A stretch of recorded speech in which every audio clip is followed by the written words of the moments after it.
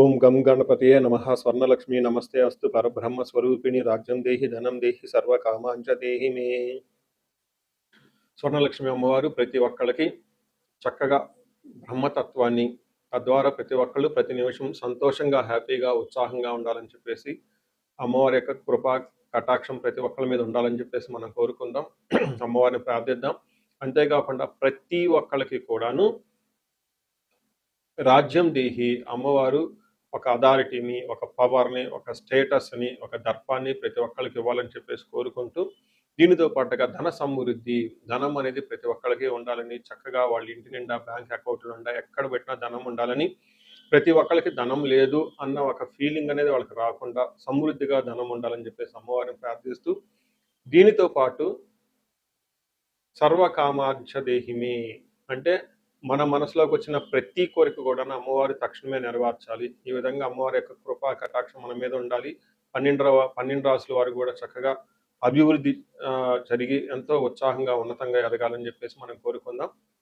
ఇప్పుడు మనం June month యొక్క రాశి ఫలాలు చెప్పుకుందాం. జూన్ మంత్ రాశి ఫలాలు చెప్పుకుంటే ఈ జూన్ మాసంలో మనకి 2-3 రకాల విశిష్టతలు ఉన్నాయండి. అవి తెలుసుకుందాం. ఫస్ట్ ఈ జూన్ మంత్ మనకి అధిక జ్యేష్ఠ మాస పౌర్ణమితో స్టార్ట్ అయ్యి నిజ జ్యేష్ఠ మాసం పౌర్ణమితో ఎండ్ అయిపోతుందని మీరు గమనించాలి. అయితే ఈ యొక్క 2 పౌర్ణముల మధ్య ఈ యొక్క జూన్ మంత్ ఉండటంతో ఇందులో 2-3 రకాలైన విశిష్టతలు ఉన్నాయి. ఈ మాసంలో ఫస్ట్ 2 శని త్రయోదశులు వస్తున్నాయండి. 2 శని త్రయోదశులు చాలా చాలా రేరుగా వస్తాయని గమనించుకోవాలి. కొన్నిసార్లు శని త్రయోదశి 4-5 నెలలకు కూడా రాలేదు. పోయిన సంవత్సరం ఐ థింక్ ఇదే విధంగా జరిగింది. 5 నెలల వరకు శని త్రయోదశి లేదు. చాలా మంది పూజలు చేసుకోవాలన్నా కానీ శనికి సంబంధించిన ఏమైనా పరిహారాలు చేసుకోవడానికి శని త్రయోదశి చాలా బెస్ట్ది. అలాంటిది శని త్రయోదశులు 2 వస్తున్నాయని గమనించుకోవాలి. వీటితో పాటుగా చాలా మందికి ఎప్పుడైతే అమావాస్య వెళ్ళిపోయిందో మనకి నిజ జ్యేష్ఠ మాసం స్టార్ట్ అవుతుందంటూ చాలా మందికి పెళ్లిళ్ళు సీజన్ వస్తుందని మనం చెప్పుకోవాలి. పెళ్లిళ్ళకి చాలా అనుకూలమైన టైం అని గమనించాలి. ఇంకొక ముఖ్యమైన విషయము లాస్ట్ అంటే జూన్ ఎండ్లో మనకి ఏరువాక పున్నమి అని వస్తుంటుంది. ఇది రైతులకు ప్రత్యేకంగా చాలా చాలా ముఖ్యమైన రోజు. ఆ రోజున అందరూ అరకలు కట్టుకుంటారు. ఎద్దులకి చక్కగా మనకేమంటారు అలంకరణ చేసుకొని గుడుల చుట్టూ తిరుక్కొని అక్కడ నుంచి అరక కట్టుకొని ఊళ్ళల్లోకి వెళ్ళిపోయేసి పొలం దున్నటం స్టార్ట్ చేస్తారని గమనించాలి. సో ఇది కూడాను ఇప్పటికి కూడాను ఇది మనకి ఎప్పటి నుంచో ఉన్న ఒక సనాతన ధర్మంలో భాగంగా ఎద్దులను పూజ చేయటం, వాటిని నందీశ్వరులుగా భావించుకోవటం, గుడుల చుట్టూ 3 రౌండ్లు తిప్పుకోవటం, భజనలు పెట్టుకోవటం, దండారా వేయటం ఈ పనులను చేస్తూ ఉంటారు. ఒక ఉత్సాహంగా టోటల్ విలేజెస్ కూడా చాలా చక్కటి వాతావరణంలో ఇవన్నీ జరుపుకుంటూ ఉంటారని గమనించాలి. సో ఇది ఈ జూన్ మంత్లో ఉన్న యొక్క విశిష్టతలు, ముఖ్యమైన పండగలు, అలానే ముఖ్యమైన ఇంపార్టెంట్ డేట్లను మనం చెప్పుకున్నాం. ఇప్పుడు ఇంకొకటి చెప్పుకోబోతున్నాం. అది జ్యోతిష శాస్త్రం ప్రకారంగా గ్రహాల గురించి. జూన్ మాసంలో 5 గ్రహాలు మారుతూ ఉన్నాయండి.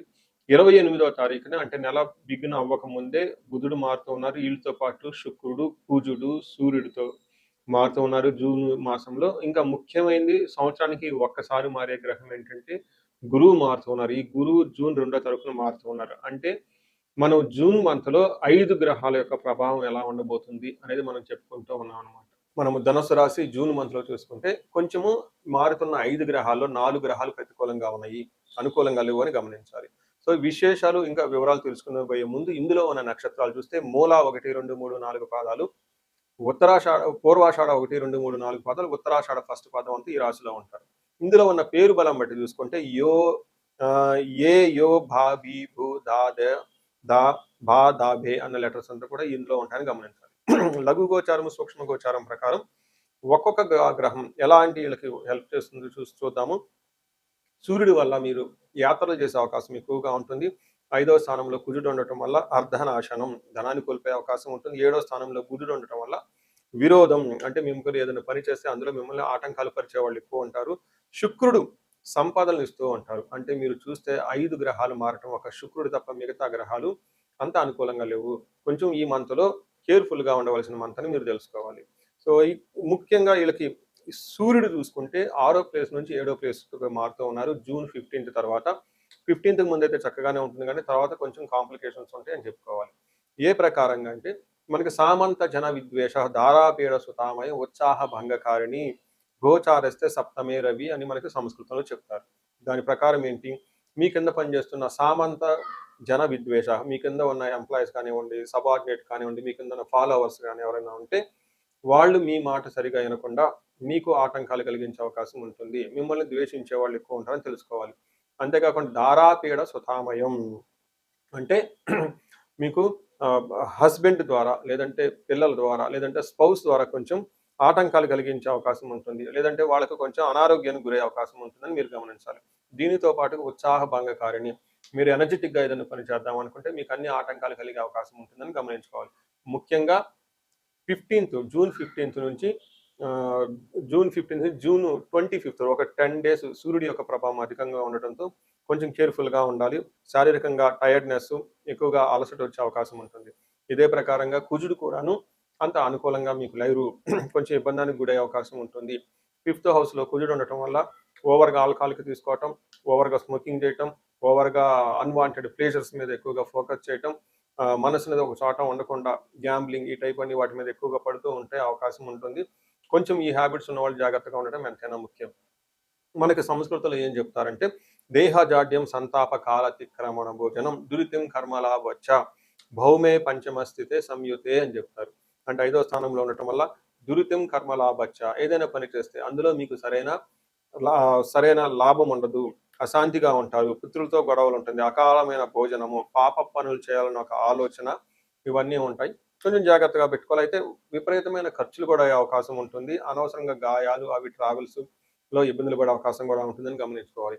వీటితో పాటు మీకు 7వ స్థానంలో అగైన్ బుధుడు ఉండటంతో మీకు ఏదైనా పని చేస్తూ ఉంటే ఆటంకాలు కలిగించే వాళ్ళు ఎక్కువగా ఉంటారు.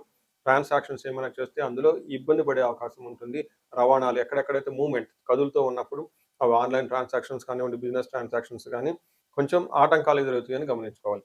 అయితే ఇప్పటిదాకా అన్ని గ్రహాలు ఒక రకంగా ఉన్నా శుక్రుడు మాత్రం ఈ రాశి వాళ్ళకి చక్కగా యోగ్యతనిస్తూ ఉన్నారు. అంటే అది చుట్టూ మనకి కారు చీకట్లో ఉంటే ఎక్కడో ఒక వెలుగు మనకు కనిపించినట్లుగా ఈ శుక్రుడు మాత్రం చక్కగా మీకు ఫైనల్‌గా ఒక మంచి వెలుగునైతే తీసుకొని వస్తూ ఉన్నారని చెప్పుకోవాలి. రకరకాల ట్విస్టులతో సినిమా అంతా అయిపోయి లాస్ట్‌లో శుభం పడినట్లు వీళ్ళకి ఈ మంత్ అంతా కొంచెం ఏమంటారు అప్స్ అండ్ డౌన్స్ ఇబ్బందులతో ఉన్నా గానీ బట్ లాస్ట్‌లో శుభప్రదంగా ఉంటుంది.